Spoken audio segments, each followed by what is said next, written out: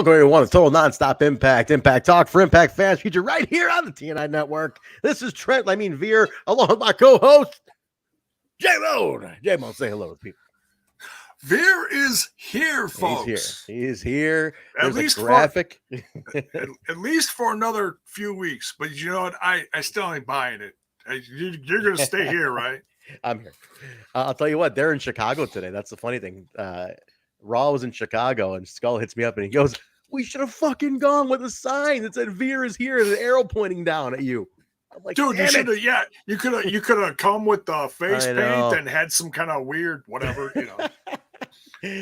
And then wear the TNA and a big sign saying Veer to TNA, and then I get escorted out on camera. That'd been freaking hilarious. People would be like, "How much is wrong with this picture?" He's got TNA, not even Impact. It's not Veer.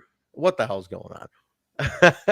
But oh man, no, I would love to have gone. It would have been funny to do it. Nobody's tagged him in like any of the tweets about me and him. Like no one's actually tagged him to be like, "Hey, look at this guy," which I think is funny. But I kind of want to tag him, but I want to be that guy. Like, you know, Veer, come get your boy. But hey guys, we're here. NWA TNA number 104 today, and Impact number 7, which is the Fox Sports Net lead-in to that. We're gonna do that. But welcome everybody in the chat today. We're on time, which is great, and everybody's in there. We got the usual crew, and we got some newbies in here too. So thank you for all being here. Real quick message to the patrons. We're gonna do an after dark after this too. So if you're a patron, patreon.com/WeTalkImpact. You get an after dark tonight. And Jay, before it went on the air, he told me, Jay, you said to me, your exact words were, he goes, "I got some shit to spit." And I said, "Whoa," because my exact words to him were, "There's not much to talk about." He goes, "Oh no, I got some shit to spit." So Jay, give him a little teaser. Don't tell him what it is. Give him a teaser. There's some shit to spit. There's some shooty stuff, and because we love our patrons, I'm going to give them a little preview of some coming attractions. Oh, I didn't even know that part. So that's new to me. But guys, if you want, you can even sign up right now. It's patreon.com/WeTalkImpact. Lowest tier, I think, even gets you the after dark, I believe. So go check it out. But guys, yeah, we're here. We're at 104, Jay. 104 weeks I've done this along my brother Jay Bone. And that is exactly 2 years, Jay. Exactly 2 years we've done this. It's crazy. Wow. Crazy. I mean, we've skipped a week or two, but if you're counting numbers wise, yeah. Wow. For those who don't know, we started this as a quarantine project in a sense, like right when quarantine hit. Right? That's how we started doing this? No, we decided we wanted to, because right. it was shortly. It was a few months after I joined, and I was like, "I'm sorry, you're right." I was like, "Well, you've got this OG channel just sitting over here, just collecting dust." Yeah, I'm like, why don't we do something with it? That's right. I'm sorry. Yeah, I'm mistaken. God, it's been, those 2 years are kind of a weird blur, but. Dude, I don't remember anything from the last 2 years. You want to talk about messing with your head, man. This Panini is horrible. Yeah. I think 2 years ago around now is when we had Russo on. We had Russo on like right around this time. Because we were early into the Asylum stuff. We were able to get him on pretty early. We started it before we had, I believe, Bill and a few of the others, Alicia. Because Kyle was on the Russo episode, so it was 3 of us. He was popping in and out of these. Yeah. Right. Yeah.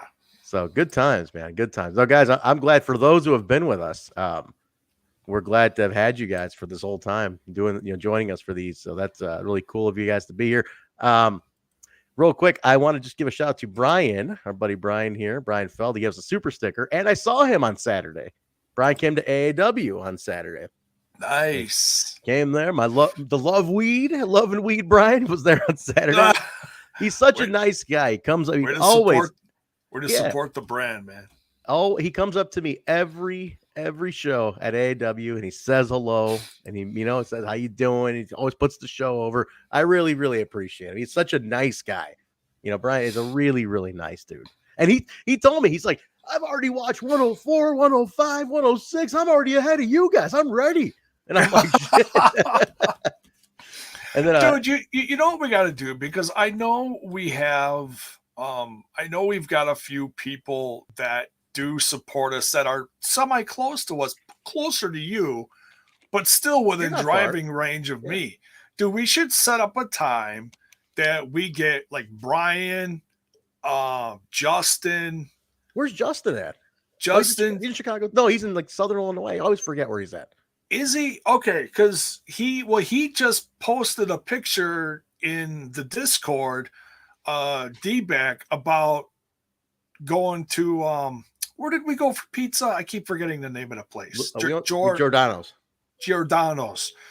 He posted a picture of some Giordano's, and I'm like, oh, I love the Giordano. We missed the Giordano's. I always forget where he's from. I met him once. I always forget. I got a picture with him. He had AAW. I forget what town he's from exactly. I can never freaking remember. But Justin, remind me if you're in. I don't know if he's in here today, but yeah, you're right, Jay. Little Giordano's meetup. I think people will be down. Hell, if Bonifer would drive his ass up from Southern Indiana, even we can make this happen. That'd be cool. Oh, dude, I would love to do this. I really would, because it's been well, we were just, because I was just looking at some stuff on that New Japan news on the New Japan show that's hitting the Odeum, where we were all 3 years ago now. 3 years, man. 3 years ago for Bound for Glory. And that's when we had the Giordano's, man. It's been 3. Man. I swear the last two feel like they didn't happen. Like the Panini years don't even feel like they happened. I swear to God, like it is so freaking weird how those two years in a weird time warp feel like they felt like 2 years felt like maybe 6 months. It's insane. Oh, yeah, man. Anyway, crazy. Yeah, we'll arrange something. Maybe to celebrate the end of the Asylum years, we'll do that. How about that? Maybe we can. There you go. We got about 7-8 weeks till then, and then we're gonna transition it to something else. I got a couple ideas I'm gonna run by the boys on what we're gonna do for that, but maybe to celebrate that, we can do something. So, but yeah. Anyway, we're gonna talk about Impact number 7. Jay, any news? Any business you want to mention at the top? Any breaking news? Nothing breaking in Impact, right? I don't think. I mean, there's been little things here and there, but it's more kind of spoilerish as far as what came out of the tapings from this past weekend, like people backstage and stuff like that. I don't want to really get into that. Other than that, I don't really think there's not too much. I can really quickly mention AAW on Saturday was just unreal. Talk about a show that kind of had a lot of bumpiness leading to it. Just internally, like production wise, we just had stuff we were dealing with as a company. Oh, it's the times, dude. It's but we got to it, man. And holy shit, dude. I gotta say, guys, there's a wrestler named Big Beef Gnarls Garvin. He had a shot against Fred Yehai. Fred, as we know, is an ultimate machine. Okay, like that guy's ridiculous. Oh, he's one of the best on your brand right now. Former champ. Yeah, he's incredible. This is the match that Truck will know. Truck was raving about this. Guys, I swear to you, find this match. Please go watch it. It's worth the $12 in Fight TV. I got to sit there at the production booth, and everybody in the room lost their ever-loving fucking minds. It was story and action like you wouldn't believe. It's unreal. I cannot emphasize it. And I swear to God, Beef, who I never met. I did a promo with him earlier. He comes through backstage. I go, I am so fucking proud of you. And he's like, really? I was like, dude, you just got over like that. This Chicago just took you right now. When I go online, everybody's raving about it. I mean, Fred is just like Fred. I mean, it's just, dude, it's an unreal match. unbelievable match. I have to see it. I have to see it. It's something that you're like, when it hits and you're like, well, what's going on here? You know, so good shit. But the whole show, top to bottom, good stuff. The only match was there any like big major changes to the card because of stuff? Or? Yeah, huge change was Sky and Christy for the women's title never got to happen after we hyped the shit out of it. Sky was injured. She claimed she had injury. Somebody said she worked Jade Cargill before this, and I think something happened during that match. She was injured. So then we were scrambling, thinking, well, what are we going to do for Christy Janes? We hyped the shit out of this match. Do we, does she forfeit the title? Do we pick up the belt from her? Because she lives in Chicago. I was like, anything. I'm like, do we get the belt? Do we, hold it up and, do a up for grabs type of match? Whatever, everything going through our heads, trying to last minute fix this. And then Christy Janes' flight got canceled. So neither one of the women were there. So we're gonna lift and port the match over to April. But the big announcement was made for Impact fans. Eric Young is making his AAW debut April 29th at Never Say Die. Eric fucking Young is coming, man. Nice. I'm psyched. And I can't wait to just have a moment. I've talked to her. I met her several times, but I'm in my house. I gotta just tell him, hey, like, if I get to produce Eric Young, I got to sit in on it. I got to do lighting on a segment with him once, but actually get to produce Eric Young, to me, is gonna be a very special moment. And totally, dude. I've told the story to people before. He is the first wrestler in Impact TNA to really connect with me as a fan. Early days, like when Twitter first came out, like 06, I want to say. Yeah. He followed me and we talked back and forth. And I was like, he was the first guy to fucking give a shit, really give a shit.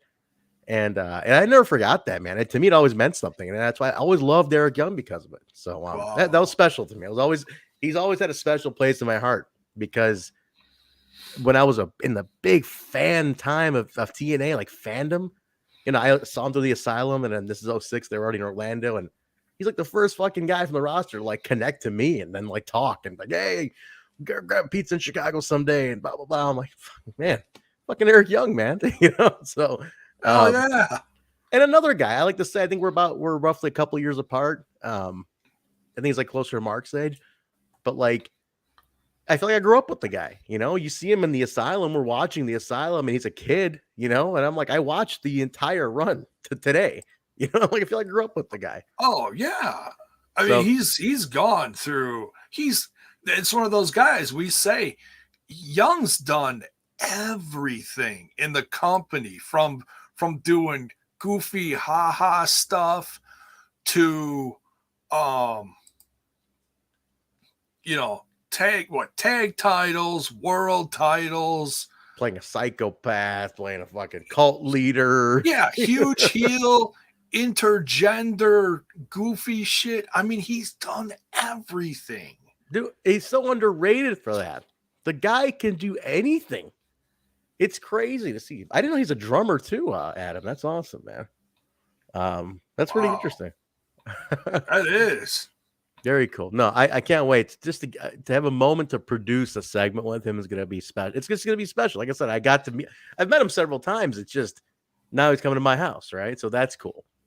Mike Bennett's also going to be there. Speaking of Impact, Mike Bennett will also be there. Plus Josh, Ace Austin. I mean, it's going to be Impact heavy. April 29th at Bourbon Street.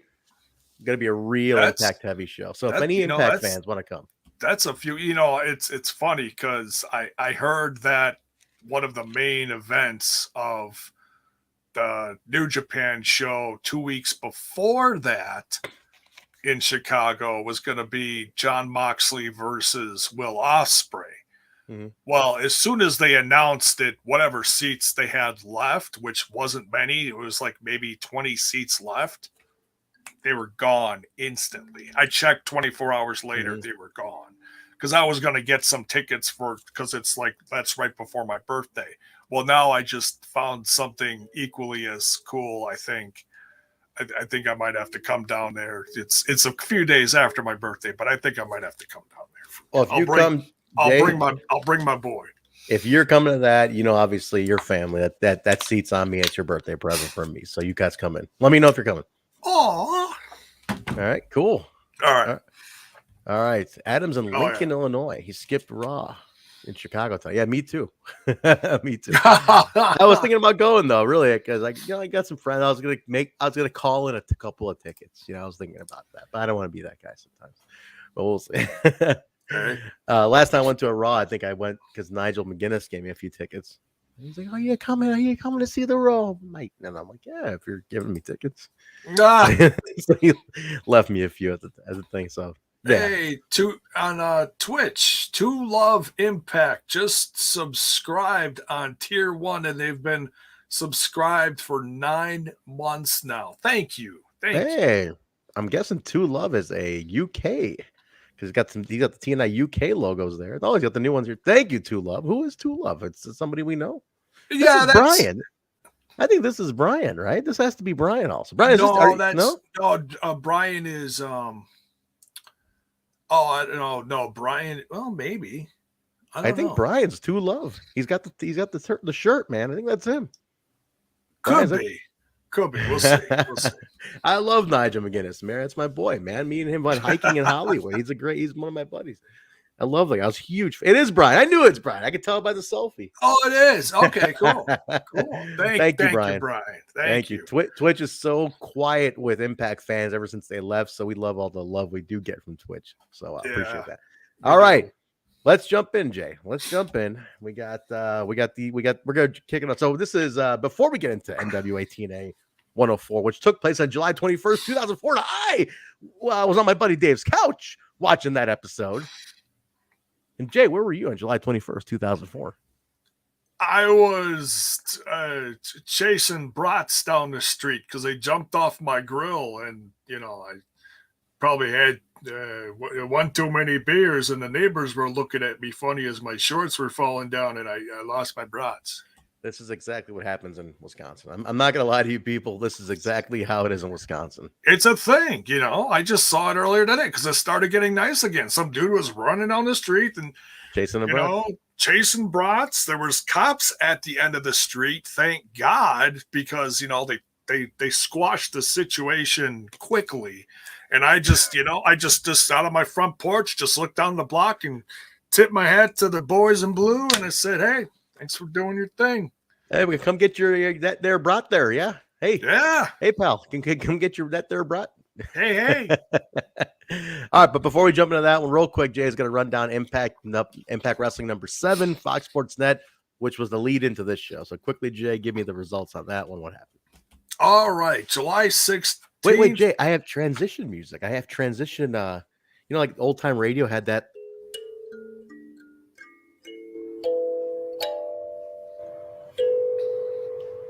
And now J-Bone with the Impact number 7.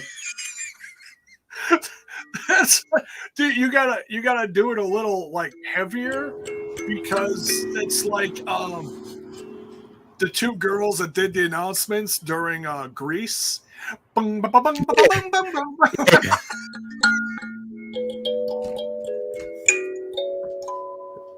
now J-Bone with Impact Wrestling number 7, leading into NWA TNA 104.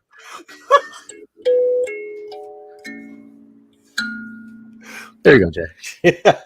I bought a kalimba. It's a Japanese thumb piano. It's so beautiful, isn't it? It is. I love it.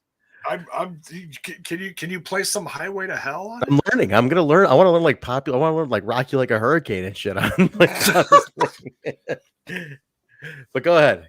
Run down. He's gonna. It's a shame that I got this at 104. That's the tragedy of the whole thing. Like I got it at 104. Oh God. All right. Team, and speaking of saying that you got that instrument, because we're starting out with Team Japan. Hey, Team Japan, and the guy still he doesn't have this freaking sense to like do the Muda thing where you spread the mist into like the face of your opponent. He still sprays stuff straight up in the air. It's like, no, dude, you're not Triple H. Please stop. J-Bone, real quick, Justin, $10 for the gimmick fund, my man. Yeah. Thank you, Justin. That's so nice of you, man. I gotta get more gimmicks now. Oh, that's super, super nice. How sweet is that, man? Seeing as Justin Miller is here, we gotta quick tell him about we got to do the Giordano's because I saw your pick in the Discord. Yes, Justin. So we're gonna plan at the conclusion of the Asylum years, we're gonna do celebratory Giordano's. So let us know, if you want to help arrange a little meetup with us and all that. Well, and remind me again what town you're from. I always forget what part of the city or where he's from. So that's awesome, Justin. Thank you so much, man. That is super nice of you. Man. Much. Here, pick a soundbite, man. I'll play a soundbite for you. It's the least we can do. But don't forget, we also have this. Stick a carrot in me and call me Frosty. I am willing to play that again if you want to. Just saying. But we love the carrots. But yes. All right. Let's do it. Team Japan. Thank you, Paul. We love you, Paul. Team Japan versus Triple X. Oh man, this was a lot of fun. As much as you rip on the international stars that come into this brand it's not a racist thing, it's a fun thing, so don't overthink it. This was a lot of fun, and Triple X wins this one, and Team Canada comes down. The tag division in this brand right now is insane. You got the international ones. You got Japan and Mexico. You got Canada. Mm-hmm. Someone said cancel J-Bone. Cancel J-Bone. Also, thank you, Millard. Thank you for watching AEW on Saturday. Yeah, you've been canceled, Jay. Adam's canceling you. I've been doing this for 8 years. You ain't canceling shit. And now back to J-Bone. It calms me. Thank you. He wants a swinger soundbite. I'm gonna give him one real quick. Okay, all right. At least I can do for the guys. Give him a soundbite here. Where'd it go? Just had a good swinger one pulled up. Oh, damn it! Where'd it go? We only have the one in here now, right, Jay? That's it. Yeah, there's a couple. Classic. Here we go. You guys swing. There you go. Can't go wrong. There you go. I just see the one in here now. That's it. Justin says, I'm in Putnam. Putnam. What in the blue hell is Putnam? Putnam, Illinois. Putnam. It's like, hey, I went golfing. Oh, yeah. I was Putnam. Damn it, J-Bone. He's a bit of ways. He's a little far. He's near the Peoria, the college town of Peoria, and he's on that way. So he's like west of Chicago. Gotcha. Pretty far fucking west, to be honest. Well, we'll pick a location, and some of us got to do a little driving. How about we'll figure out maybe Naperville, Justin. That's a nice kind of midway point for you. So we'll figure it out. It out. All right, keep going. Trent said he'd pick me up. What? Oh, okay. Let's keep going here. We'll talk about it later. All right. Then we get the debut. Now, this is funny. I haven't seen this guy since the WCW days. We get this Alastair Ralphs versus Sabu. Dude, we haven't seen Ralphs? We haven't seen Ralphs since he was doing security for Chris Jericho. Isn't that the Ralphs? Oh, A1. That's him. Yeah, that's A1. A1 didn't do security for Chris Jericho. No, but Alastair Ralphs is A1 from a team who eventually goes to Team Canada. Well, who did security for Chris Jericho? What security for Chris Jericho? Back at WCW, there was like that was Ralphus. Ralphus, the old man, is dead, by the way. But Alastair Ralphs is the former A1. I knew that. I was just testing you. Ralph is the old man who was the WCW truck driver. That's who John Riker was his real name. But he died, I believe. He died. I think I can't remember. He actually had like matches and shit. It's just amazing how they turned him into. I can't believe they turned him into what they turned him into. It's but he died 2 years ago. Well, rest in peace, Ralphus. Rest in peace, Ralphus, man. now I feel bad. Yeah, you're a jerk. Go ahead.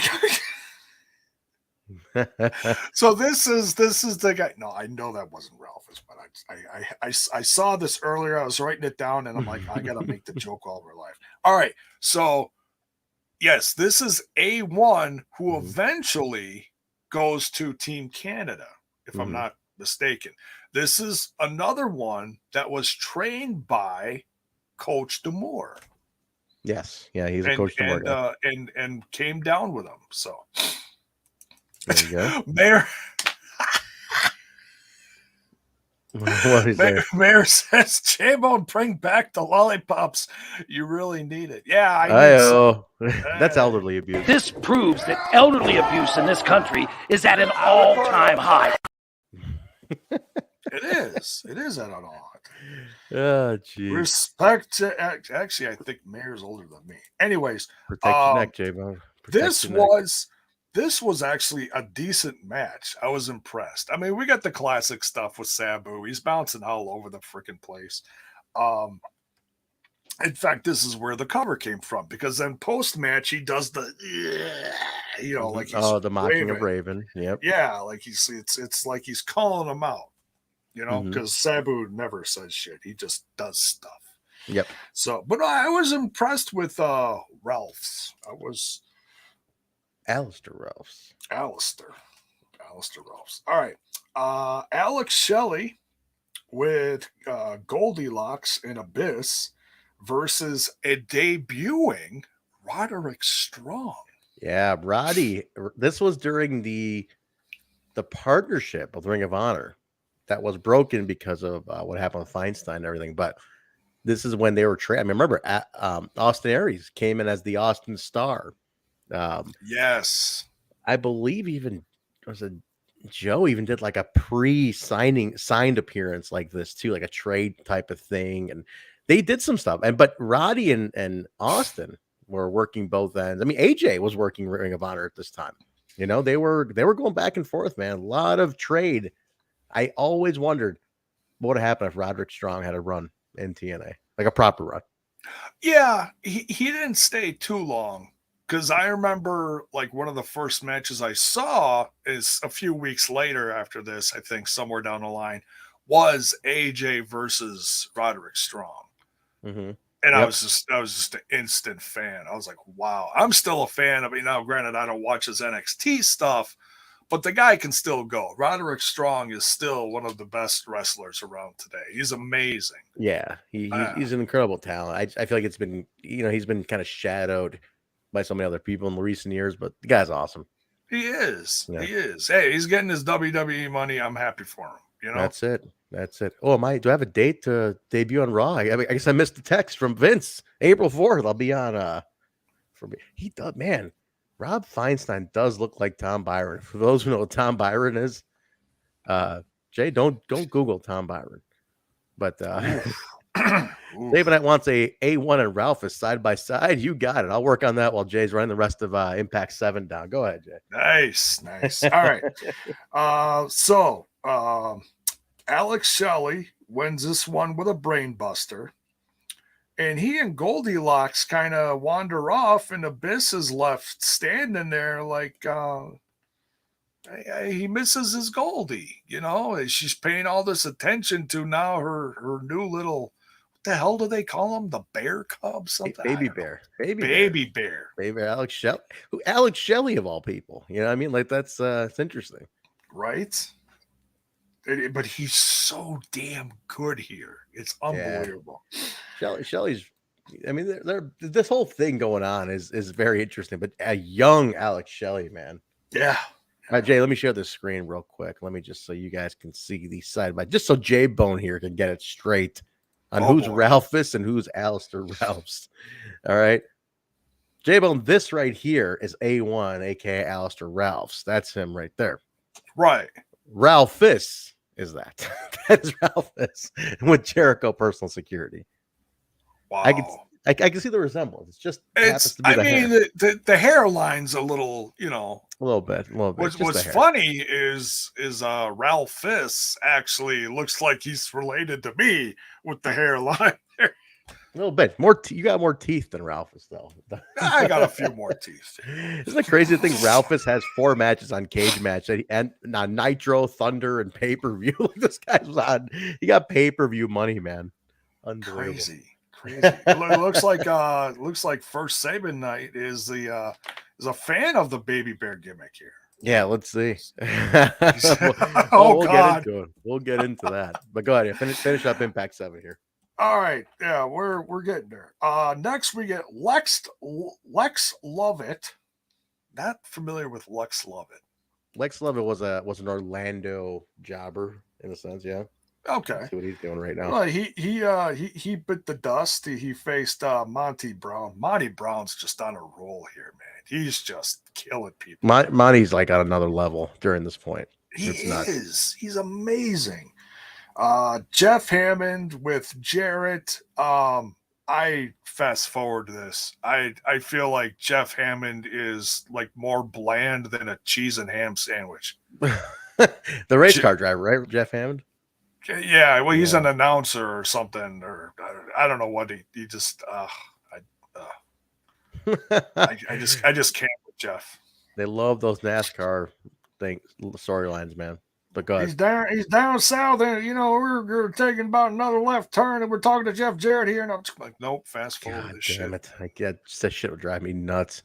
Go ahead. So next we got Shane Douglas talking to Kazarian and Michael Shane and Traci, and they're going out to the ring next to face AMW for the main event of this episode 7, and they win after a time limit draw, and Dusty Rhodes has to give the ruling on it. Oh, they have to go to him backstage, and AMW was a half a second away, and just crazy. All right, is that it? That was the main. That's it. All right, Lex Lovett, for those interested, had 27 TNA matches.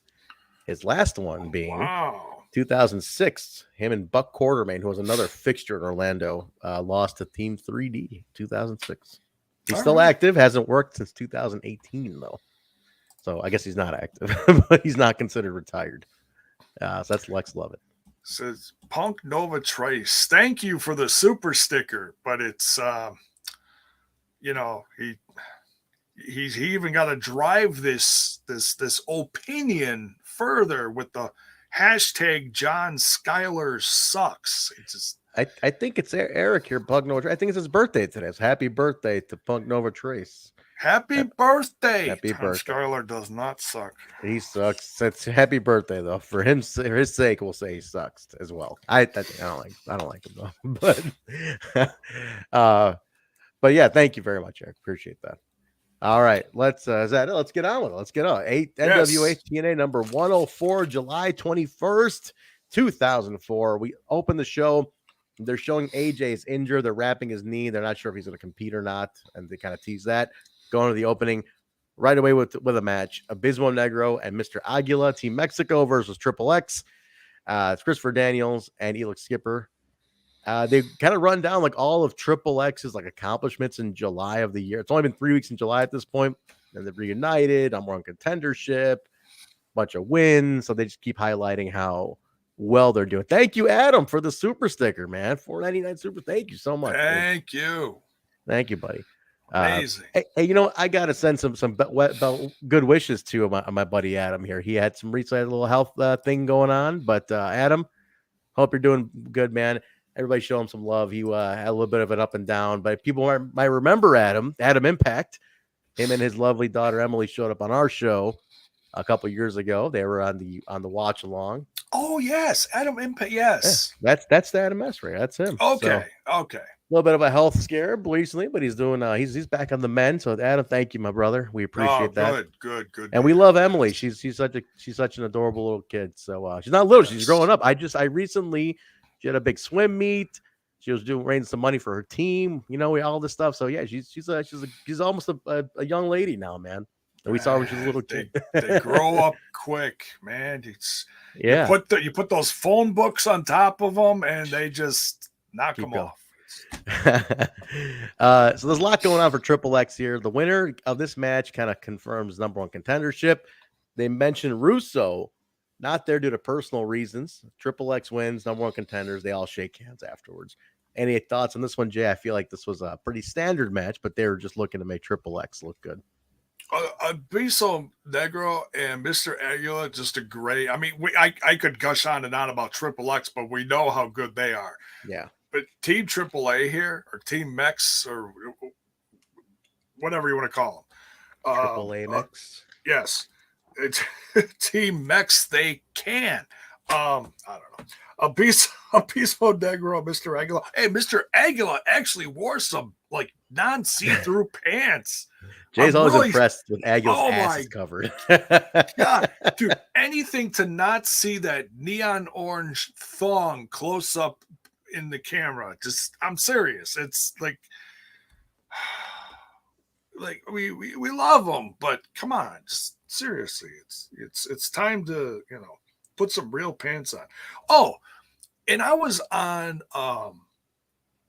Amazon the other day, just like looking through stupid like wrestling shirts for sale, and I happened to find a group that was selling Lucha Libre t-shirts, and they were selling like Blue Demon, Psychosis, Bestia 666, and they had a ton of Abismo Negro shirts. And this I was recently? like, yeah, I was just looking at them yesterday. Yeah. What site is this? Plug the site.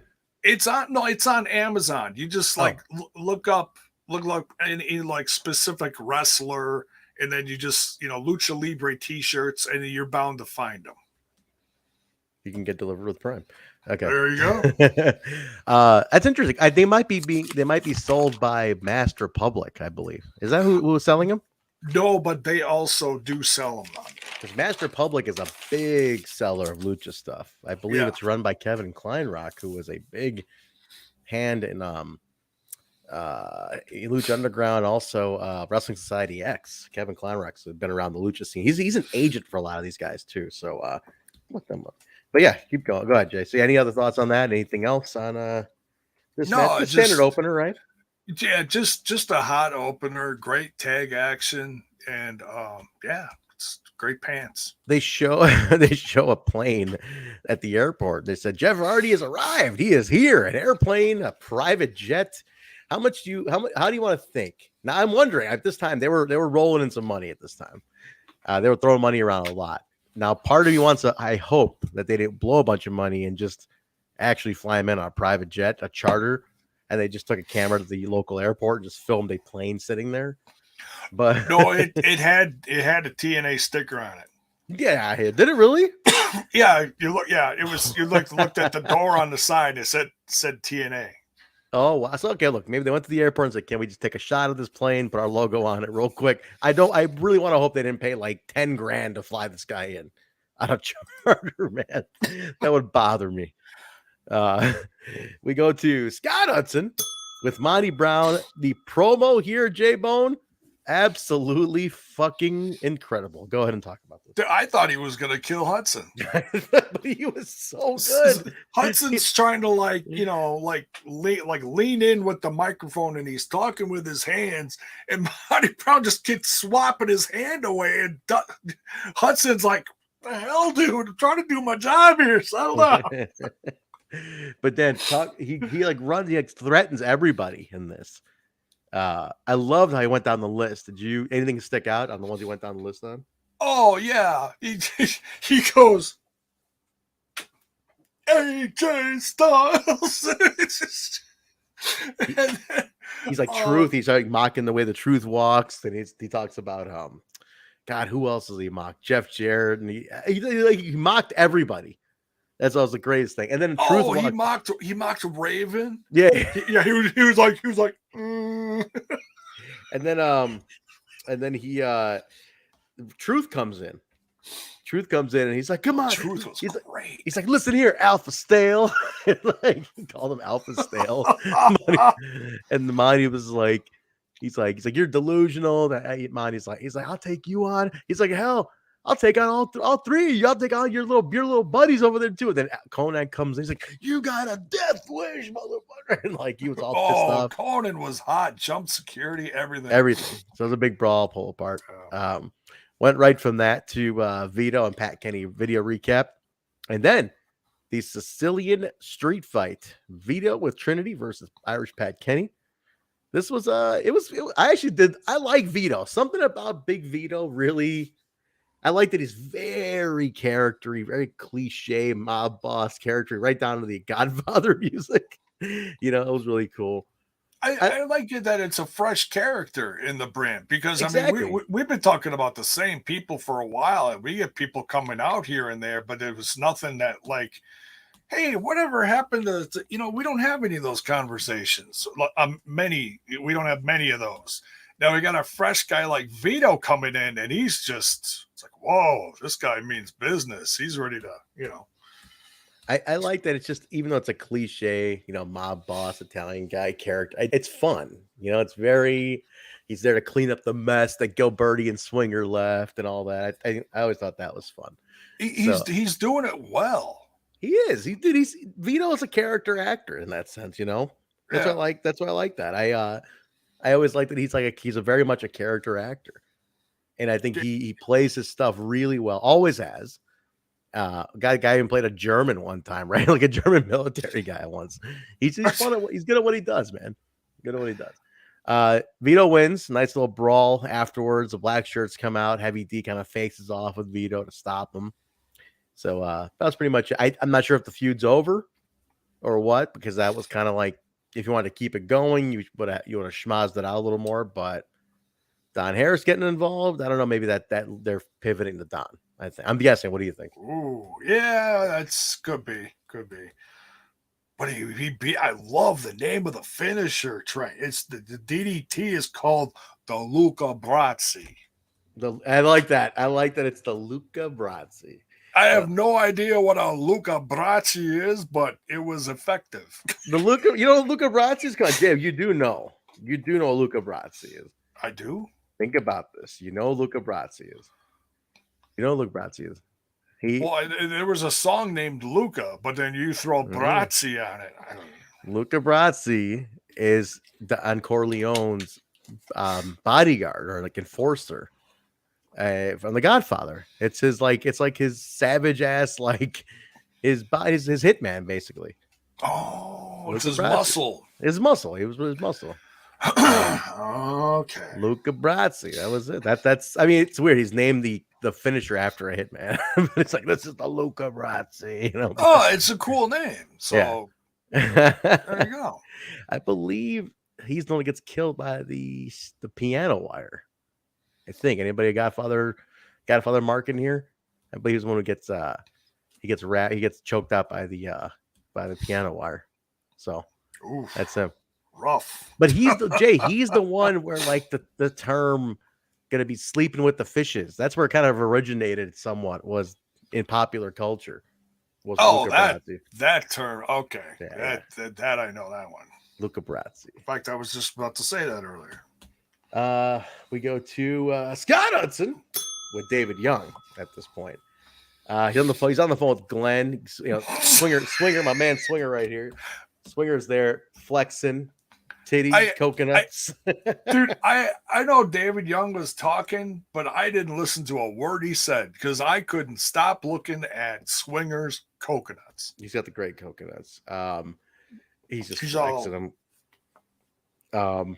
Yeah, I can't flex my coconuts, but man, Swinger can flex his coconuts. So the thing is, they're playing up that Glenn is basically lying about being stuck in customs at in Hawaii. That's why he can't be there for the match. And he's like, what are you talking about? It's a state. You can't get caught in customs for at a state. And, and he's like, I gotta go out there alone. Gosh darn it. Like David Young's all pissed off and shit about this. But my nephew Paul was giving him a noogie in Hawaii. Hey, there you go. So they go out for that. The match ends up being David Young and Swinger against Mike Posey, Shark Boy, and D-Ray 3000. Oh my God. Jay, the crowd is bananas for Mike Posey. Why? Can you tell me why?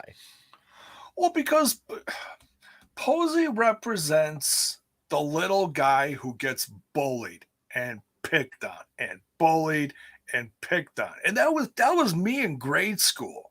So I would totally, dude. And I went to a little Lutheran school and I was bullied constantly. Dude, I couldn't wait till high school. High school, it was all bitches galore. No, I'm kidding. But wait a minute. This guy? Jiminy Christmas. Bitches galore? That guy? No, not really. No, but at least I have seen that penis. Wow. One more time. Jiminy Christmas. All right, go on. There we go. I couldn't wait till high school because it was just a whole, it's like everyone who bullied me didn't go to my high school. That's why I loved it. It was a fresh start. Look at this from Sabanite. Fun fact: Luca Brasi, the actor who played Luca Brasi, was actually a pro wrestler. What was his wrestling? I didn't even know. Interesting. The actor was God, who was it? It was something Lenny something. I forgot his last name. But was he a wrestler? I didn't know that. Interesting. Wow. No idea. Huh. No idea. I'm gonna look him up in the meantime. Look at this. Central States NWA guy. No shit. Lenny Montana. Lenny Pasafaro was his real name. No fucking kidding. He actually was a mob. That's a great name too. Was actually in the mob. Oh God. No kidding. Yeah, he was in the mob. Look at that. Grizzly Smith, Gypsy Joe, who just died a little while ago. No shit, man. Joe.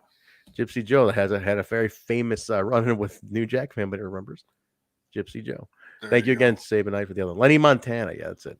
And, and thank you, Punk, for the $2 tip. Thank you. Thank you. Here's another fun fact by there we go. Mike Posey used to get booed by the crowd during dark segments until we randomly decided to turn him face every week. The Saban section made Mike Posey's career. We are owed royalties. You know what?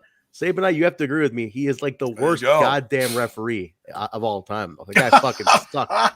The guy fucking sucked as a referee. And it bothers me he's on TV today with AEW. I can't believe he's on TV. He's improved a little. I mean, little, not great. I admittedly don't watch, but he's sucked. He's absolutely sucked. It just shows that Tony Khan is more like us than you think, because he's watching all these same episodes that we watched either back then or now, and he's like, "Oh my God, I can hire that Posey? Oh shit, yeah, oh yeah, dude." I don't know, man. He absolutely has no idea what he's fucking doing. To me, Mike Posey looks confused as shit. Posey's closer too big, says they are, man. They are too big for him. Oh, okay. Oh, that's that. You can blame that on D-Ray. D-Ray said, "Yeah, man, you gotta wear a big shirt just like my big fro." Fear the fro, man. Fear the fro. Fear the fro. All right. Let's see what happened after this one. So this is a 2-on-3. David Young is officially, after this match, 0-87. Big numbers on the screen too. Is hilarious. Huge numbers. I love that, like, he's throwing a fit. Tenay and West are just playing into it. They're just having such a blast with it. But 0-87, Posey beats Young. David gets on the mic, challenges Posey next week, and says if he doesn't win, I'm gonna leave forever. So like that was it, man. He was done. He was fucking done. Limo pulls up, Dusty gets out, and he goes, "It's gonna be a good night in Nashville." And it's just Dusty though, just Dusty in the limo. That's it. Then we go to Scott Hudson with Goldylocks and the baby bear Alex Shelley. Goldie's talking in a British accent because she's going through a personality crisis and could care less where Abyss is at. Because Scott's like, "Where's Abyss? What about this?" She goes, "I'm with the baby bear. You know, he's the only man in my life." And she's like, just going on and on about like how she's all hoity-toity, very hoity-toity. She's like a flapper almost, like a British flat. She's in a weird costume. I don't know what's going on with her, man. But she's like, "Oh, Abyss can find his way. He's a grown man." Blah blah blah. And she's wearing that authentic rabbit. Yes, and then she's saying how like she has a bunch of money and she just wants to keep collecting contracts. So she's like, "All right, I'm gonna put up my money for more contracts. Anybody wants it? Come get my money. I want your contract." And D-Ray stumbles in like, "Damn, I'll take some money. Shit." You know, she's like, "There you go. There's another one right there." And he's like, Scott Hudson's like, "D-Ray, you sure you want to take you want to put up your contract?" He's like, "I want some money, man." And he's like, "She can own you." He's like, "I don't know. I want some cash." And he just stumbles away. It's like he's just like stoned out of his fucking mind. Whatever.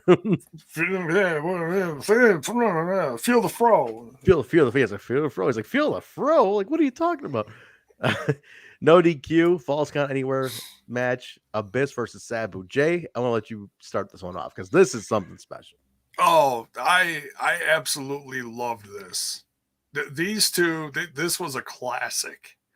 And I know these guys have probably had umpteenth more matches throughout their tenure in TNA, but damn, these two just knocked the shit out of each other. Dude, it was like a shoot, like a freaking shoot, dude. That's what this match was. It seemed, and it went all over the place, and they weren't afraid to like knock a few people over too. So, I mean, they weren't ridiculous with it, but you know, Sabu would go flying over the railing or something. It's like, oh, hey, look out, you know. Dude, the thing about this was, if you think about it, these two had the first Monsters Ball, right? Later on, like a year later. So they've had, this is like the C. I mean, remember, keep in mind, Sabu is like an OG of the hardcore style in the US. Abyss is like the new generation of it next to Sabu. Oh, so like he's inspired by guys like Sabu and Mick Foley and all that. So he's kind of, this is a nice, it's kind of a historic type of match, but the story in this one is insane. This one's nuts. This one's nuts. Go ahead, keep going with this one. And this one drags all the way back to that hallway by I'm guessing what's one of the main exits or entrances or whatever. They get the tables involved, and Sabu quick jumps up, puts Abyss through one of the tables.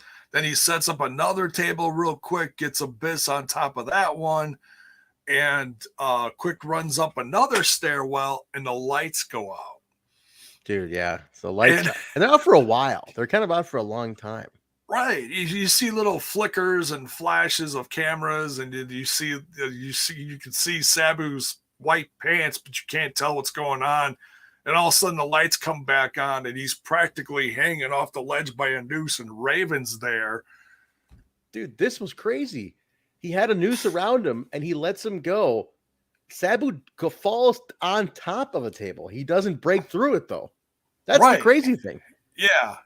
It was just flat on top of the table. The table didn't break because he landed just perfectly. Yeah. Dude, it's kind of nuts, though, because like he lands and then Abyss then elbow drops him right through the table. No, Raven does. Raven did. Okay, that's what I thought. Raven was up too high, came around the corner to where that's right. To where Sabu was, and then it wasn't like a huge drop, but it nonetheless went through the table. Yeah. And then he just elbow drops and Abyss makes the pin, and that's the end of that. So pretty intense match, I gotta say. This was an intense match. Oh, the steel chairs getting bent over Abyss's head. My God. Dude, yeah, it was nuts. No, you know what? We're thinking about getting her back pretty soon. Probably on that one or the one after, like the week following the end, we're gonna get her back. There you go. Paul, I think Sabu's like 60, I want to say. 60. Yeah, he's no spring chicken, but he's not wrestling a lot. He's making appearances, but I don't think he's wrestling a lot anymore. No, he kind of got down after his wife died, but he's around, you know. Yeah. I just recently ordered. I got his book in my in my Amazon cart. I got to pick up his book. There you go. So yeah, let me. He's got some new shirts on PWTs too. Does he? Okay, cool. Yeah, support Sabu, man. There you go. Definitely support Sabu, guys. All right, so where are we at next? Let's see here. We go into Scott Hudson on this one. Scott Hudson. Oh, he got paid tonight. Kaz and Michael Shane, they're talking about how they're getting first crack at AJ. Well, Shane's saying how he's going to get first crack. AJ's shown with Jerry Lynn kind of wrapping the leg and seeing if he can go or not, the trainers and everything. They're just kind of talking about the upcoming match. Then it's the match, Michael Shane and Kaz with Traci against Jerry Lynn, and he takes Chris Sabin as his partner. So because AJ's not cleared. So solid match though, man. I mean, I thought this was really, I mean, X Division and tag team on fire right now. On fire at this point. Yeah, Jerry Lynn can still go. Sabin's like on. He's still in there, but he's not a main focus. Yeah, but he's still, he's still on fire. And Kaz and Michael Shane just look great together. They just click. They do, man. They have an interesting chemistry. You know, it's funny. I don't think I've never heard Kaz ever talk about this portion of his career, and he was pretty much attached to Michael Shane for a good while, like during all this. You know what I mean? Like the first couple years, because I know when I first started watching, they had matching gear and everything. They came out to that with the lime green gear on, and they were hot. Does he ever talk about? Has anybody ever heard him talk about this? I've never heard him talk about this time of his career at all, Kaz. Like he never mentions the Michael Shane years at all or anything. You remember? Do you recall that, Jay? I don't recall him saying anything. I don't think. No, I haven't seen many. I haven't seen many interviews with Kaz. In fact, if he is talking about Michael Shane, he's probably. Which one's Jay? Yeah, probably. Why is Michael Shane so forgotten? I mean, he didn't have any heat. He didn't have any heat, you know? Like, why is he so forgotten? I mean, Sabinite. Let me ask Sabinite here. You might know. Sabinite, do you know? What's the story with Michael Shane, man? What was the vibe? I mean, do you know anything about it? I mean, Sabinite was also in the business guy, so he has some insight too. This is a guy who I swear to God has disappeared off the face of the fucking earth. And why did he change his name like 3 times? I know his cousin Shawn Michaels got pissed about the name because he's like, Michael Shane sounds too much like Shawn Michaels, so he made him change the name to Matt Bentley, and I think that derailed his fucking career a ton. You know, because you built up a few years as Michael Shane, and then you went to Matt Bentley. Fine, but he went to WWE for a bit, and then that was it. I don't know what the fuck this guy does. I saw him pop back up on a GFW show, 2013. I went to in Iowa, and that was it. And I was like, "Holy shit, it's Michael fucking Shane!" They were just being like the one guy in the crowd going, "Fuck yeah, Ultimate X winner, fucking Michael fucking Shane." Like, he turns around. Who the hell? He's like, thank you. Yeah, somebody remembers. Adam, he was on SmackDown Velocity. Then he disappeared. I never heard anything about him afterwards. I don't know what happened to this guy. And he's not online. He's nowhere.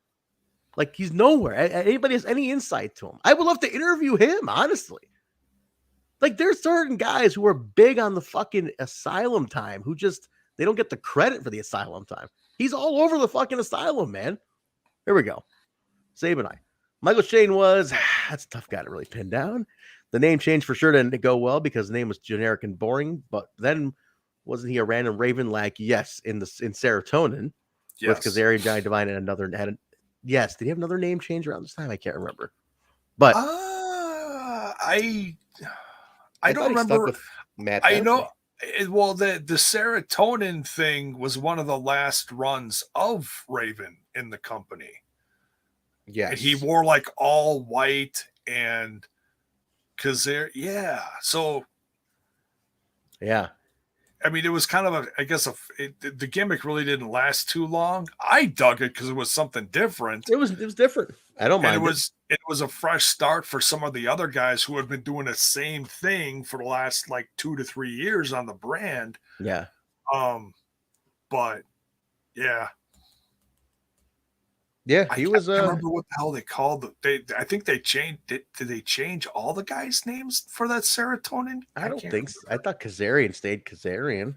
Maybe that's when they made him Kaz or something. I don't know. Maybe. I don't recall. I'm trying to think what else that could have been. I don't recall. But here's Faves, a little more from Saban Night here. He never really took bookings elsewhere either. Wasn't in Ring of Honor beyond 2002. Wasn't in PWG. Really over in TNA. He's just a TNA guy, man.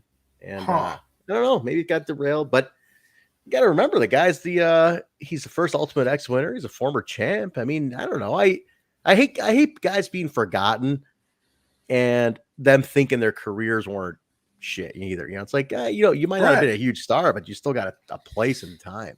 Yeah. He's one I'd love to get on the show just to talk to him. That'd be a deep, what do you call that? A deep dive or whatever. Yeah. It would be. Well, let's keep going here. Yeah. So AJ's not clear. Obviously, Saban jumps in for him. Solid match back and forth. AJ does come out and kind of gets on the apron, distract Kaz. Jerry makes the pin. They get pissed off. They knock AJ down, broken leg and all, whatever. He's hurt on the inside. He ends up getting inside with the crutch, breaks it on, I think, Shane. And then he challenges both of them. He goes, how about this? Forget your one at a time. How about you both take me on Ultimate X? And he points out something interesting here. At this point, AJ had never been in an Ultimate X, and they've had about 4 at this point, I want to say. This next one is number 4, and yeah, he's never been in one. Never been. When it was created, he was world champ, wasn't he? He was. He was world champ that was created. He was out of the X division because that's what the other guys were all holding it down. Right. So AJ in his first Ultimate X against Kaz and Michael Shane. And I recall the finish of this one. I remember this is the big one. Saban, you probably know this too. Big one. It's an interesting finish. And this one is fun. This one's a fun one to watch. I'm actually excited to watch this one next week. I can't wait. I mean, all the Ultimate X's are, memorable to some degree. I vividly remember this finish, and I know this is going to be fun. So another little insight from Saban Night here. Honestly, it's just me. He never really seemed to get better. I always wondered if he was one of those guys that only wrestled because that's what he was best at, but he didn't really love it. I don't know. It was always weird. That's an interesting take. I feel like I always kind of felt like he didn't truly love it either, or I don't think he loved the grind. Oh, next one down. There we go. Read that. There we go. No, for Saban Night, he's got one more. He's got more insight on the Raven gimmicks. Oh, they called him Martyr. That's right. Divine was Havoc. Kaz got shortened to Kaz. That's it. That's what it was. Kazarian became Kaz. Martyr. You're fucking right, man. This is interesting. How the hell? I remembered a portion of it.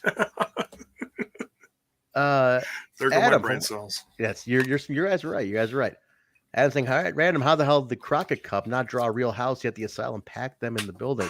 What was papered? From what I know is it's not the same building because the original Asylum is torn down.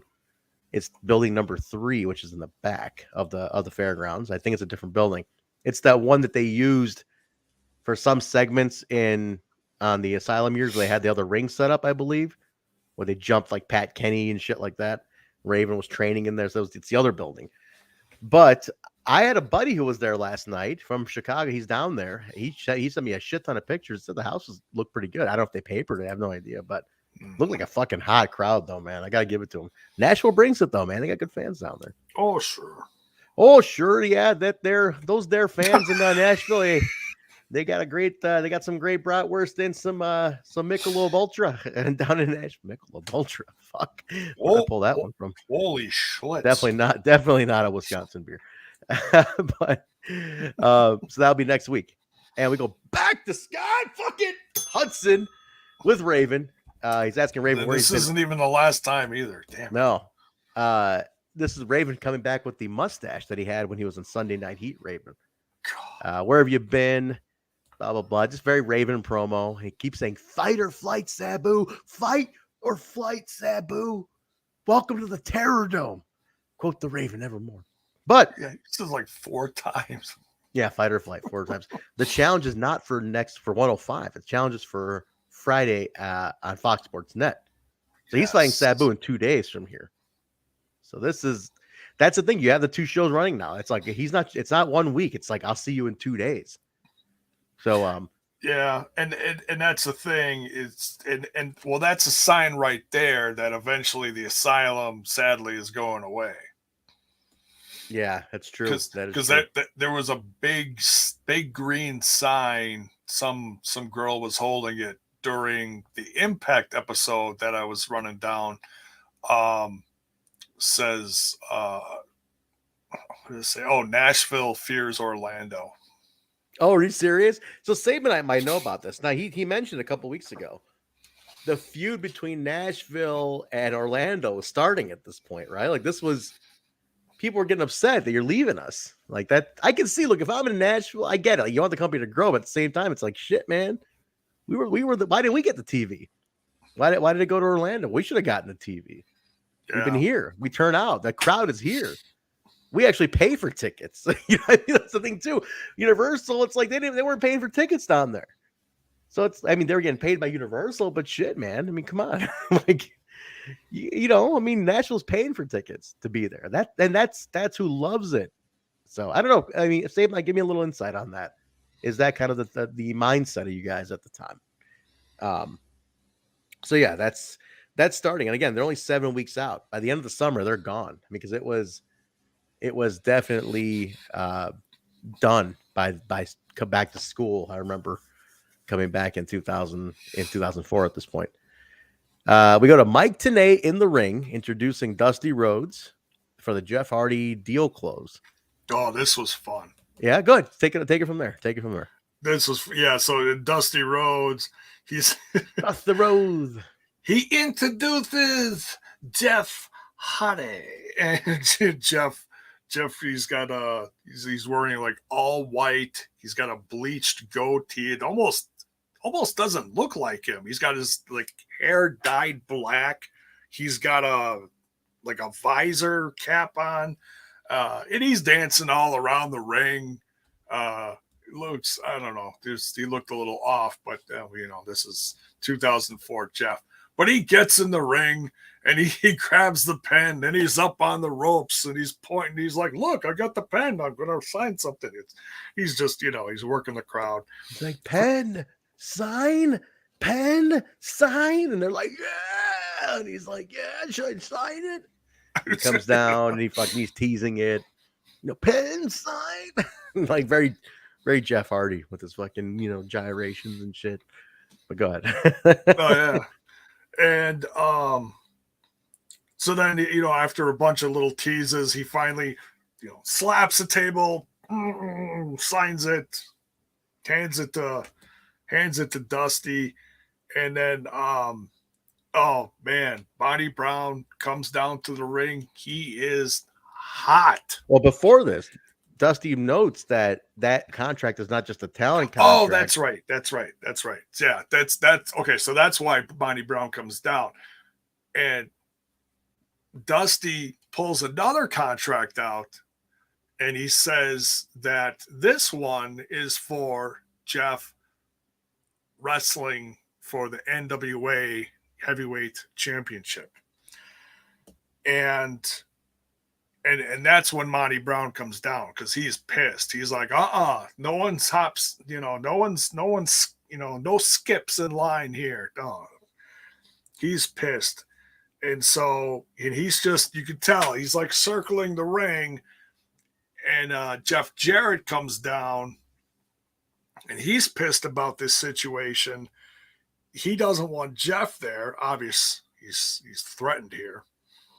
And Jeff Jarrett is in this stupid tux. He's been wearing this tux. Why he's still in the tux? Jeff has been sleeping in this tux for like 2 months straight. His wife is like, "Jeff, can't you just put on normal pajamas? You've been wearing this tux for weeks now. You smell. It doesn't even look good on you anymore. You smell. Please change your clothes." It's the same tux that he's like had his ass kicked in and been like all around. Like it's fucking weird. He's still wearing this tux from like 4 or 5 weeks ago. Right. He just ends up putting a guitar over his wife's head. It's horrible. Hey, his wife was sick at the time. Have a heart, J-Bone. Oh, I'm sorry. This is before Karen Jarrett, my man. You gotta take it easy. I miss you, Jarrett. I'm sorry. You're a real jerk there, Jay. You're a real jerk. You know, you I think Don West has something to say to you, and if I can find a lot. J-Bone, you're nothing but a selfish prick. Yeah. So I forgot Jarrett's wife's name, his first wife. She was real sweet. Real sweet. I forgot her name though. Oh, he'll come to me. Go ahead. Okay. So Hardy gets pounced by Monty. So hey, welcome to TNA, Jeff. And then dude, he pounced the shit out of him. It was awesome. Yeah, and it was a great pounce. Well, all of his pounces are awesome. And then Hardy also gets a guitar shot from Jarrett. Yeah. So Jeff is like I said, welcome to TNA. Welcome to the company, kid. Rough night for one half of the Hardys. Welcome to the party, pal. Name the movie. That too. Die Hard. There you go. I just watched a special on that. It's on Netflix. The movies that make us that series. Oh, yeah. They talk about Die Hard. Yeah, Die Hard's one of them. Did they call it a Christmas movie or not? It's a big debate. How about everybody in the chat? Is Die Hard a Christmas movie or isn't it? I think they bring it up. I forget, but it's fun because they talk to everybody involved in the movie with the exception of Bruce Willis. For these documentaries, it's funny how they can never like get the big star. Like it's like we got the guy who did the fucking vacuuming of the set after the movie was over. It's like we need Bruce Willis to talk about this. Shell the money out, Right? Adam's an 80s movie expert. All right, Adam Impact, is like an 80s movie fucking nut. And if he says it's a Christmas movie, so does Save a Night. Fight me. Nobody's fighting you. You're jacked. I'm not gonna fight you. I mean, if they're playing Run DMC, Christmas in Hollis, it's a Christmas movie. Okay, there you go. Real quick here, Jay. A few weeks before the last pay-per-view, they snuck a sign and it said, "Don't sell us out." That caught us a ton of heat, but a lot of the local workers they used for security popped hard, including Rick Santel. And then they knew for about a month that they were coming back after a certain point. Everyone was pretty heated that they wouldn't say anything about it. So they didn't tell anybody. That sucks that they didn't really make a thing out of it. That's what I'm saying. They should have kept Nashville. And then they didn't fucking go back to the Asylum for like a long time. Well, they didn't start touring until like Kurt Angle. Yeah, dude. It took them a while. And that touring didn't really work out well. They like canceled it soon after that. They toured for a bit. They kept booking buildings that were too big for them. That's what they did here. But I mean, then they did the last, they did Homecoming 19 in Nashville, which was awesome. But it was like, you guys should have done, in my opinion, they should have done a special every year from Nashville until the thing was torn up. I mean, there was no reason not to go back once a year. Right. At least once. You can go back once a year to do a house show, or something. There was no excuse. Because to me, Nashville made the company. That's it. And like Slammiversary, they didn't get they did get a slam once, I know, not at the Asylum, but they got one at the one of the arenas, I believe. But I think I might not be right on that. But I know Texas got a slam, the biggest, huge Slammiversary. Maybe Nashville never got one. I just feel like they should not have closed such a door on Nashville like they did. But anyway, yeah. But that segment was interesting. Everybody gets fucking beat up, guitar shotted, pounced. It was nuts. Fun though. Fun segment. Oh, it was a rough welcoming for Jeff, but it was a fun segment. Yeah. They're all saying Christmas movie, Jay. They're all saying this is so true, Adam. It's like when Crockett moved to Dallas. You're so right. That's exactly what it reminded me of. It's so right. Except that in TNA's case, it didn't put them out of business.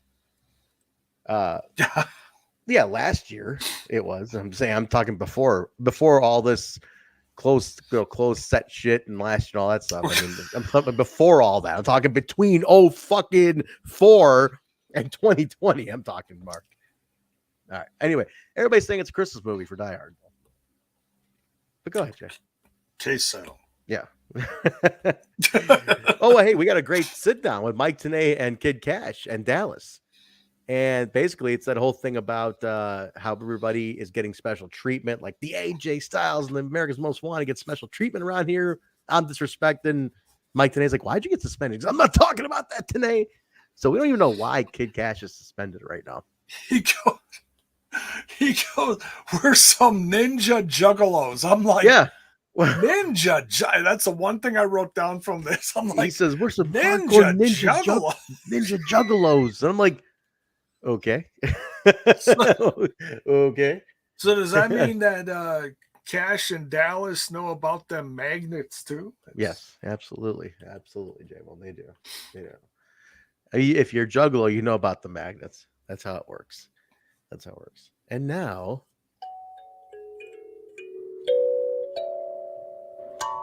back to J-Bone. Go ahead.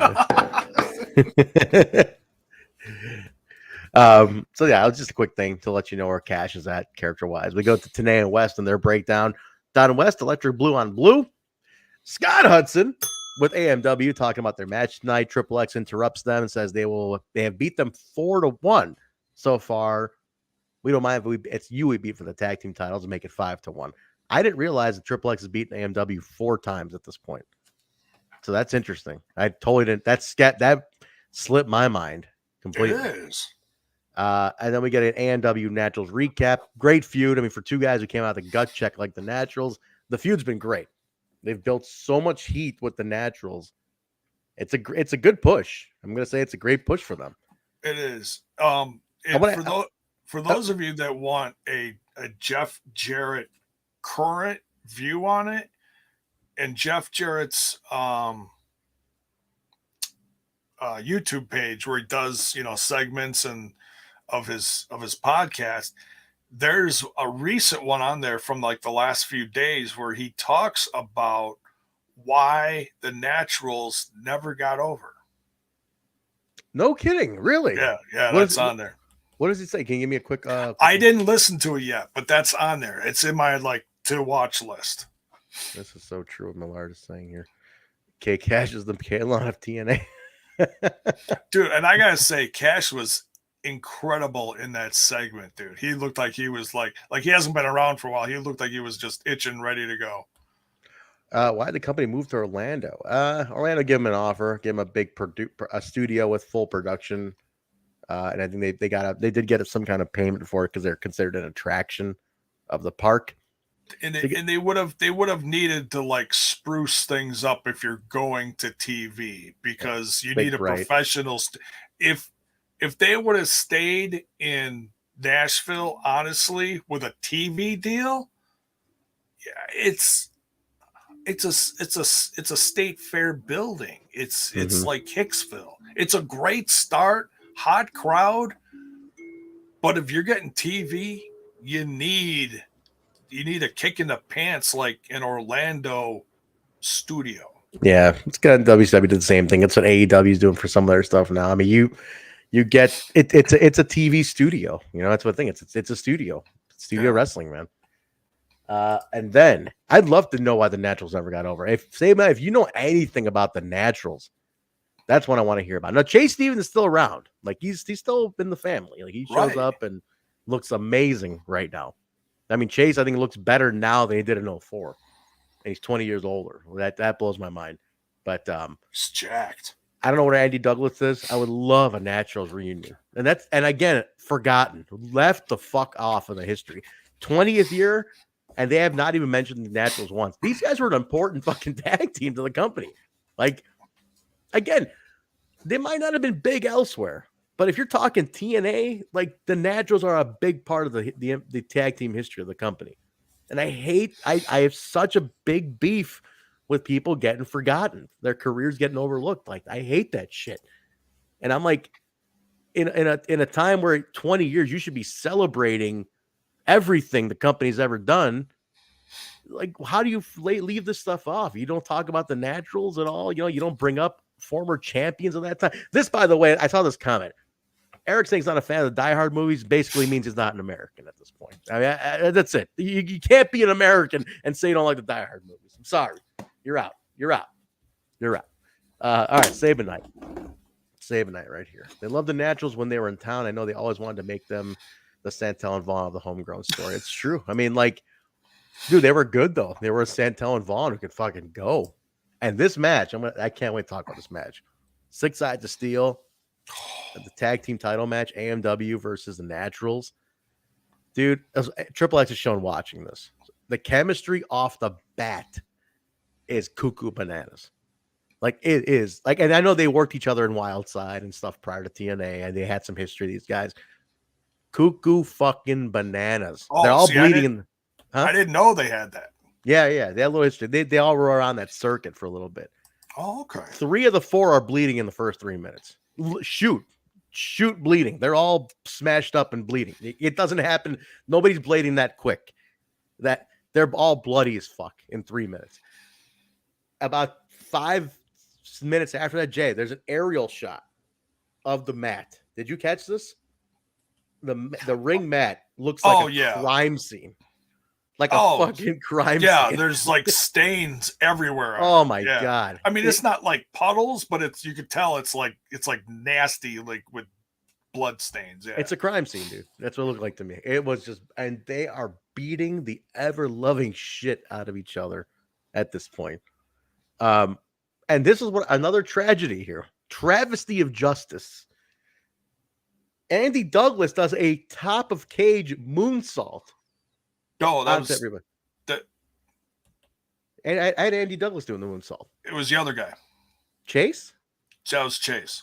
It was Chase? Okay. It was fine. Chase, yeah. He hits the camera as he's climbing it. The camera's looking down on him, and he goes, his head in the camera goes, oh, sorry. Adam, if you still have a link to this Bleacher Report, if this is still up in their archives, please share it. Please share it. I'd love to see that. Would love to see that happen. But dude, how is that never mentioned? I mean, yeah, the Elix Skipper, cage walk obviously is mentioned a ton because it's a walk and it looks nuts. Sure. But Chase's moonsault is the first moonsault off of 6 sides of Steel in TNA history. Never spoken of again. Oh, and this isn't the only spot. And there's like, okay, number one, absolute fact. It's not an opinion, it's a fact. Chase Stevens is a legend in this match. Dude. Number one, the moonsault. Number 2, he falls not once, but twice from the top of the cage. Yeah, he does. Dude, I'm telling you, this is what an overlooked match this is. Harris falls with him. They both fall like together. They both like crash. And then Chase falls another time later in the match. And then it's just absolute chaos. It's a bloody chaos. All the tag teams are down there. All 12 members of Team Canada are down there clobbering the shit out of everyone. I know it's not 12. I just exaggerated. Yeah. But oh my God, it's they beat the holy hell out of each other, and it's only Andy Douglas and James Storm left in a ring. So it's like, and then every time Harris tries to get back in the match, some other team is just clobbering the shit out of them. It's nuts. And, oh my God. 3 Live Crews down there. Triple X is down there fighting on the outside. On the outside now. On the outside. Nobody's on the inside. On the outside. Yeah, no one else got in. It was just James and Douglas. And I'm like, oh, okay, well, it's just these 2 guys. And then everyone goes away. And they show Harris, and he's just laying there. And he's like, oh, I wish I could get in there, but fuck me. It's like it's just a bloody match. Violent. Great false finishes. I mean, it's an exciting match. A 104 is worth this match alone. This is a perfect example of a great cage match. How many cage matches have you seen throughout the history? And I'm just gonna say the last 2 decades. How many cage matches have you seen and I'm not saying there have to be buckets of blood in every single one, but it's like where sometimes you have a cage match and like the two people in the ring barely touch the cage sides and there's like no blood. And it's like, why did you put this in the cage? You didn't use it. Not everybody has to jump off the top of the cage. I'm not saying that. I'm not saying that you have to do like moonsaults 20 feet off the, no, but just use the cage. That's what it's there for. That's why you have it. I mean, right. I want to see violence at that point. This was perfect example. This is great. I loved it. It's a great cage match, man. Adam's saying right there. And they never talk about it. This one is way too overlooked for its own good. I think this match is it's one of the first in TNA. To have this kind of distinction. I mean, it go back and watch it, guys. Honestly, 104 is worth this match on its own. It's worth the money.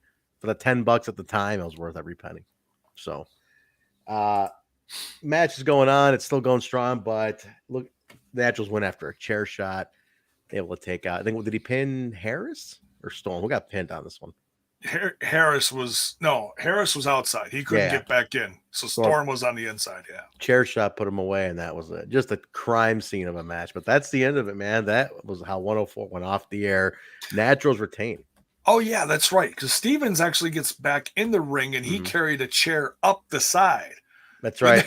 They made this big deal of, you can't get through the door. You got to climb back over the top. That's all he does. Today, right? The greatness of Mike today. That's it, man. So please, guys, pester the company or something to show this stuff. I mean, come on, you're leaving history on the floor with this, man. And I don't get it. I don't get it. You have 20 years of tape, and you show the same shit from over and over all the time on your flashbacks. Like, come on, man. We get it. We get it. It's what the hell's his name? Richards fought Eddie Edwards. We get it. We get it. They've shown Davey and Eddie 38,000 times. Yes, we understand they had a feud. We know that Angelina Love turned on Alicia Edwards. Yes, we know. We get it. Thank you. Can we talk about the Naturals now? Can we please talk about early days of AJ and Monty Brown? Some of the other stars who came through the company. Please. Put up, I don't know, show Pat Kenny and Big Vito. I don't care. Do a montage. Show me something. I mean, you should be celebrating, at least start with the titles. Do montages of every champion. Why not? Get an interview with Willie Mack talking about how being a kid watching all these on Wednesday nights. Talk to Chris Bay being a shorty watching all this stuff back in the day. Like, this is the kind of stuff you should be talking to at least get that stuff. Talk to the roster. Josh Alexander grew up on these. Josh, your number one guy, grew up spending $10 a month a week with his buddies. He's mentioned it. Talk to these people. Get this stuff on tape. It's already March. It's already mid-March. Like, get this stuff now. Like, Slam's coming up in 3 months. Don't waste time. I want to celebrate this stuff. And they shouldn't do. They gotta. This is year 20. They got to do this shit like all year long. Little things, not like huge, tremendous things, but little things all year long. Oh, by the way, this month there were these times. This month there were these times. This stuff like that. Yeah. No, thank you, Adam. Please pester him. Say, come on, you're not doing enough to celebrate 20 at all. Like, at all. But Jay, the Slammiversary is kind of like the marker. You know what I mean? So you have to get it, at least get some shit up to then. Oh, Slammiversary, absolutely. And then, like, up till then, they should say, well, okay, so they can't do, like, dates, like, now, but they could say, hey, 20 years ago, this happened on this date. Something, anything. Me and Skull have been talking. AAW hits 20 in 2 years. And we're talking now. We're like, hey, we got to start planning for 20. Getting things to start documenting what's what, what to do. And we're a limited staff. I mean, Impact's got 3-4 times the staff we do, maybe more. You got to start saving now because in 2 years, you know who you have to call. Ghostbusters? Seth Rollins. Get the fuck out of here. Oh yeah, you're right. Well, we've been to the school. We've gone there. He's they call Danny Dad. That's what they refer to Danny as, his dad. And all the new Black and Brave kids call him Grandpa. That's how it works. He's dad for Seth and Shane Hollister and Merrick Brave and those guys, Marcus Crane, all those guys. He was dad. But to all the Black and Brave students now, they're told to call him Merrick Brave says call him Grandpa. I thought Becky Lynch was the only one that called him Daddy. That's all they're gonna. Yeah, we're out of here. At that show, the show's over. All right, guys, real quick heads up. We're gonna do a quick after dark, just a short one after this. So for a few minutes, so if you're a patron, patreon.com/WeTalkImpact. We're gonna jump on for Grandpa Hero.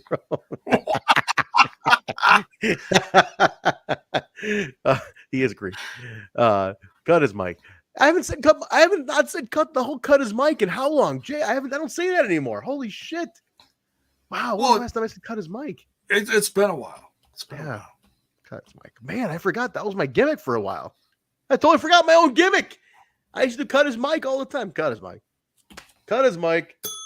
God damn it! I told Jay, how did you let me forget my own gimmick? Thank you, Adam, for reminding me. The show evolves. I guess so. But we have beautiful people like Adam that bring us back to that. Thank you. All right, guys. ProWrestlingTees.com/WeTalkImpact. We're working on getting a What a Maneuver store too. We're going to be on What a Maneuver pretty soon as well. But we also have Spreadshirt. Go to Spreadshirt. The link is in the description below. Get to Spreadshirt. Tons of different TNI merchandise on Spreadshirt, as well as a link in the description for Discord. Go ahead. Through the 22nd, through tomorrow, one more day, free shipping. Take advantage of it. Yeah, guys. There's a ton of designs on Spreadshirt. Ton of different types of merch. Discord link and more coming if you're a Patreon member. Oh yes, I'll show you what's coming. Hey, you get a preview if you're a Patreon. New design on its way. Thanks to Sir Truckerton, it is on its way. So check that out, guys. Get some merch. Also connect with us on all the social medias: Facebook, Twitter, Instagram at We Talk Impact. Audio version of this podcast on all audio platforms: Apple Podcasts, Stitcher, SoundCloud, Google Play, iHeartRadio, TuneIn, Spotify, Pandora, Amazon. Please rate, review, and subscribe. YouTube.com/We Total Nonstop Impact. Twitch.tv/Total Nonstop Impact. Get us on there. J-Bone, where can people find you? You can find me over on that other little podcast called Smash This Podcast, where we do wrestling, we do AEW, we do Impact stuff, and I've been talking about this for a while, and I just don't do it, but I'm pulling the trigger. I got something I'm going to talk about with some jacked up jukebox stuff. I found something really cool today, and I'm going to talk about it on there. Is it the new Scorpions record? No, it's something else. I'll talk about it. I'll give you a sneak peek of it tonight on the After Dark, and I'll to the rest of the people in public later on Smash This Podcast. So deal. Guys, all right, cool. Get them on Smash This Podcast. Me at Transberry over on Twitter. I picked up a lot of new followers today. You can see why. Go look at my latest tweet. A lot of people seem to jump on that one. That was pretty fun. But thank you to Skull for making the graphic. Thank you to Skull for making the graphic that brought everybody to the dance today. That was amazing. You'll see if you go to my Twitter account. But guys, connect with the show at We Talk Impact. Mark is pretty much the head of We Talk Impact Twitter right now. So if you're communicating on there, it's usually with Mark. Don't say that too loudly. Yeah, I know Mark's got heat. He's got Twitter heat. Yeah, it's Mark. Kayfabe. It's Mark. It's not Mark. I don't know. It's a Mark. How about that? Keep the kayfabe. He's our Mark. He's our Mark. But, all right, guys. If you're a patron, it will be on After Dark in a couple minutes. You can check that out and then join us for that. But other than that, tomorrow we are off. Join J-Bone for I'm sure from Smash This Podcast. We'll be doing something tomorrow. Wednesday, TNI UK. Thursday, the flagship show, watch along and post show review for Impact on Access TV. No specials this weekend so no weekend stuff, but anything pops off, we'll be here to talk about it. So, I think we're going to do family dinner tomorrow night. Oh, okay, family dinner to make up for Sunday. Yeah, a lot going on Sunday, so we're going to move to tomorrow. So you get family dinner for the patrons. You get the family dinner show tomorrow. All right, guys, that's going to do it for us. Anything else, Jay?